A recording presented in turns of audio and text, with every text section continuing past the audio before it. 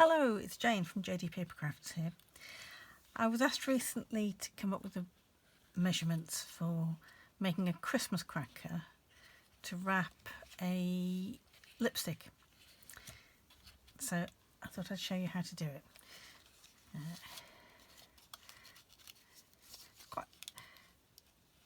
Quite a simple design, just a square cracker. You can make them different shapes. And that one just fits a lipstick in. I've also been showing my Zoom group how to make that size as well. So while I'm showing you how to do this one, I'll try to tell you how to adapt it, and when I do my blog I'll put the measurements for that one on as well.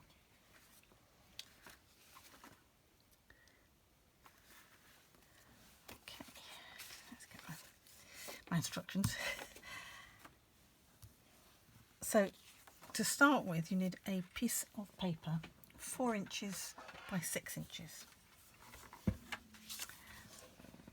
and I'm going to score that on the short side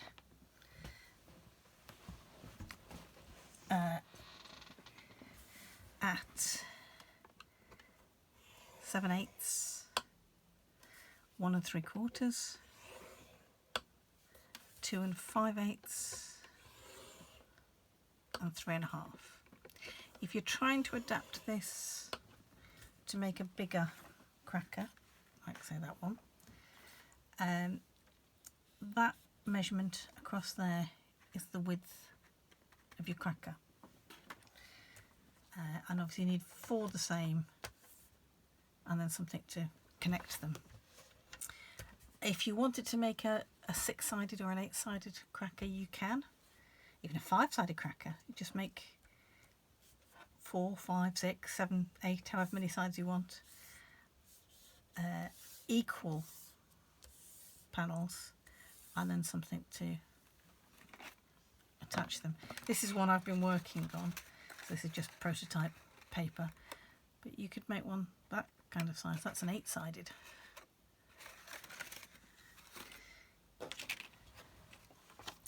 So turn it to the long side, and you now want to, it doesn't matter whether it's that way or that way, but this is the side you want as the outside of your cracker, and you want to score at 3/4 of an inch and 1 1/2 inches.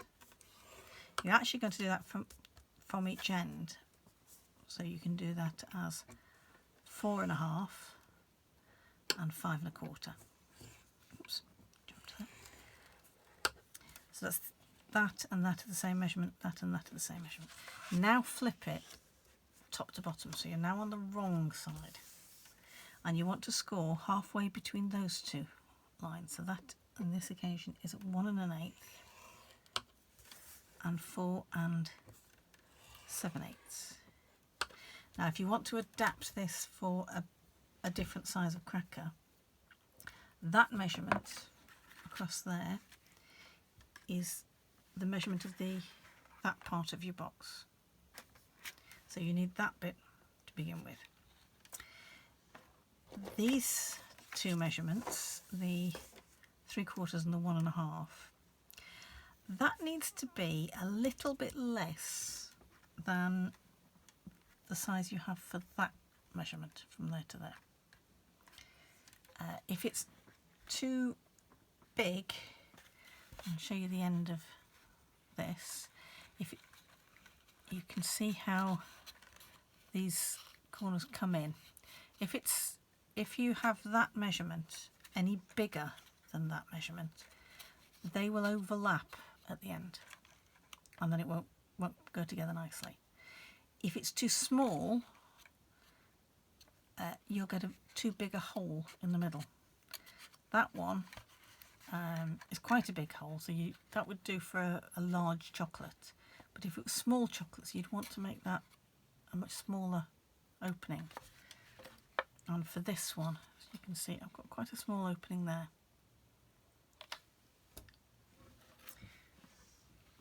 So the smaller you make that section, the bigger the opening will be, and you definitely don't want to make it any bigger than the width of your panel across there. Otherwise you can make them almost whatever size you like.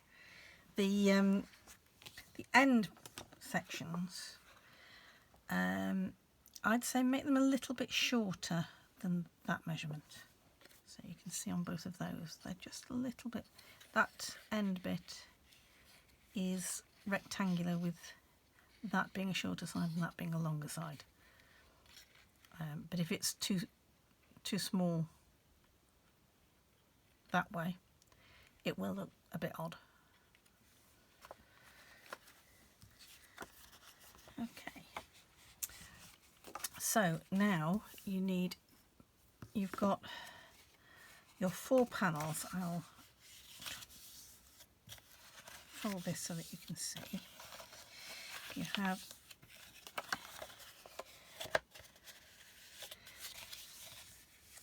these 4 panels and you want some tape along that section.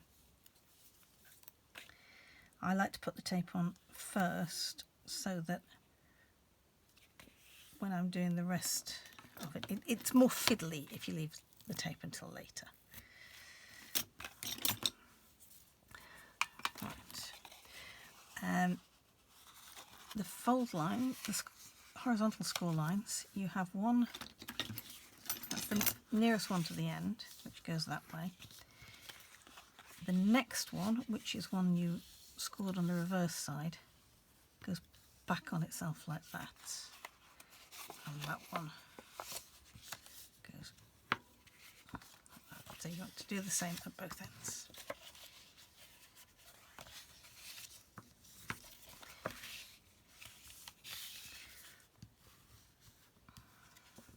Now I'm going to bring my scoreboard in again. We now need to mark on these score lines that we did on the reverse side. You want to mark them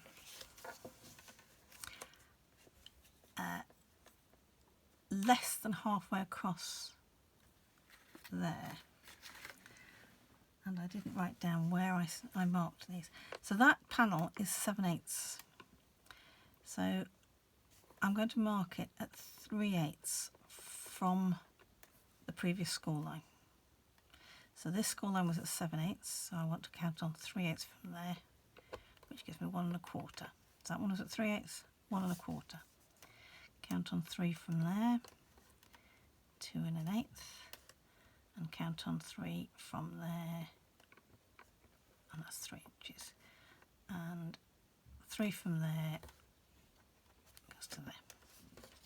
And do the same at the other side. Make sure that you're on the score line that you scored on the wrong side.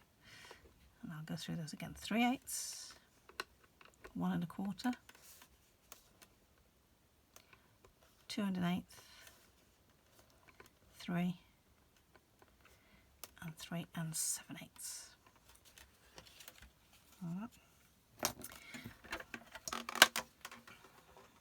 If you have an envelope punch board, you can do this bit. You don't have to do the markings, you can do this bit with the envelope punch board instead. So I have it folded on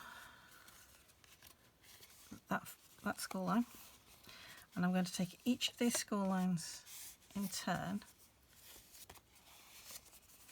and fold it on there.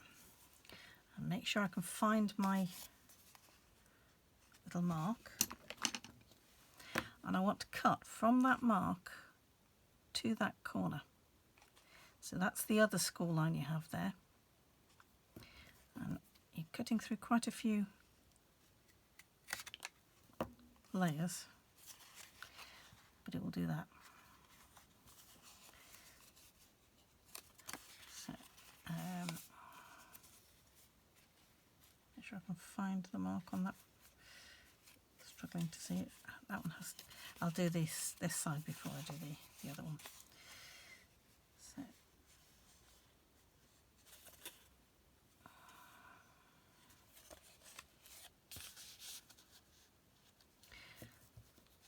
So you're cutting from the mark that you've made across to the nearer corner there.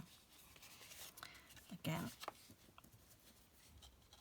from there to the mark.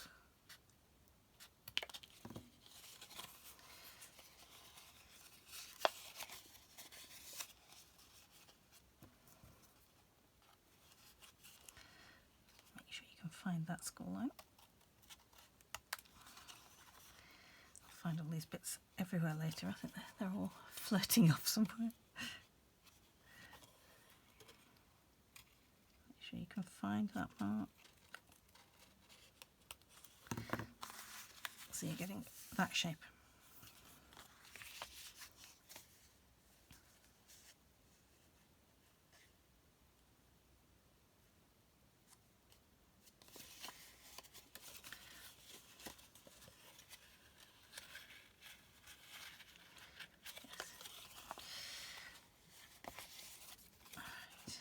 So again, from there, you're doing the same at this end now.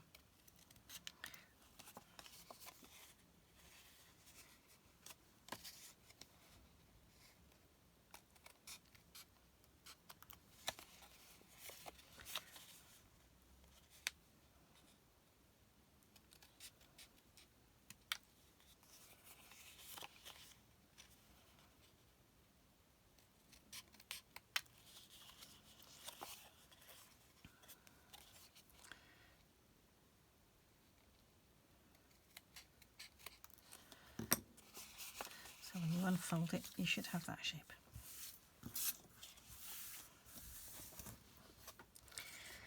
Okay, so now, if you fold that in like that, and take the backing off your tape,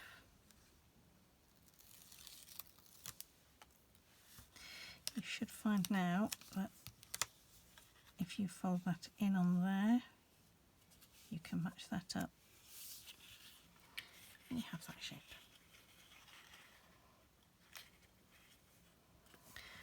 And I forgot to get my ribbon out.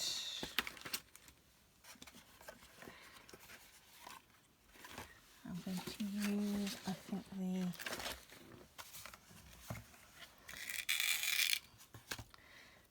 this one.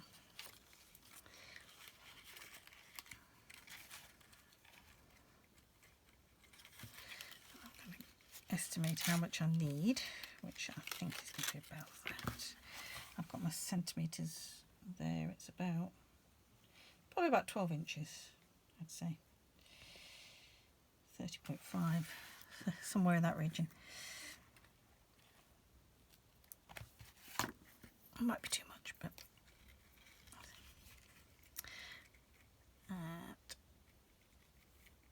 if you're tying shoelaces, you would pull that across that way. If you're trying to tie a decorative bow, pull it that way. It will work much better. And try to get it so that your two ends are slightly different lengths. So I've got a shorter end and a longer end. Make a loop with your longer end, and then the shorter end I mean, and then the longer end is the one that comes around over the top and through to tie your bow. Don't forget to put your lipstick in before you tie the other one.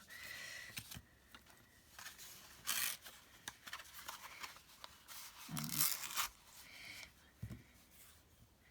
think I could probably get away with about 25 centimetres, so about 10 inches.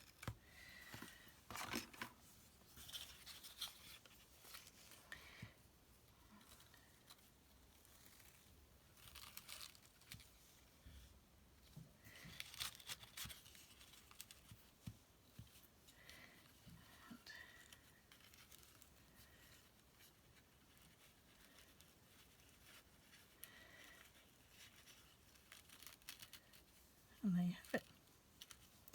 Just trim that one.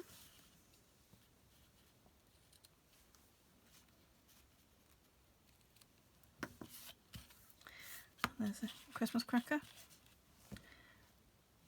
for a lipstick. Hope you like it. See you next time. Bye.